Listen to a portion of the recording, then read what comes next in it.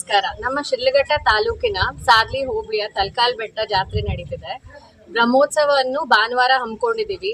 ಅತಿ ಹೆಚ್ಚಿನ ಸಂಖ್ಯೆಯಲ್ಲಿ ಭಕ್ತಾದಿಗಳು ಆಗಮಿಸ್ತಾರೆ ಅಂತ ಭಾವಿಸಿದೀವಿ. ಒಂದು 2 ಲಕ್ಷ ಸಂಖ್ಯೆಯಷ್ಟು ಜನಸಂಖ್ಯೆಯ ಭಕ್ತಾದಿಗಳೆಲ್ಲ ಸೇರ್ತಾರೆ.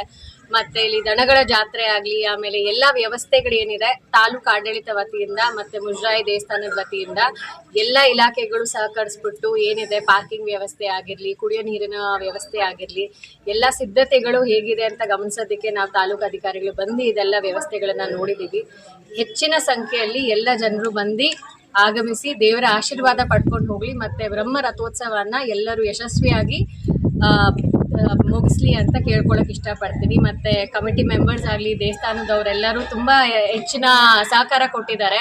ಅವರೇ ಮುಂದಾಳತ್ವದಿಂದ ವಹಿಸ್ಕೊಂಡು ಎಲ್ಲ ಕೆಲಸಗಳು ಅತಿ ಚೆನ್ನಾಗಿ ಮಾಡ್ತಿದ್ದಾರೆ. ಸೊ ಎಲ್ಲ ವರ್ಷದ ತರ ಇನ್ನೂ ಹೆಚ್ಚು ಮತ್ತೆ ಇನ್ನೂ ಚೆನ್ನಾಗಿ ವರ್ಷ ಆಗ್ಲಿ ಅಂತ ಕೋರ್ಕೊಂತೀನಿ. ಮತ್ತೆ ಇನ್ನೂ ಹೆಚ್ಚಿನ ಜನಸಂಖ್ಯೆ ಬರ್ಲಿ ಅಂತ ಎಲ್ಲಾನು ಕೇಳ್ಕೊತೀನಿ. ನಮಸ್ಕಾರ.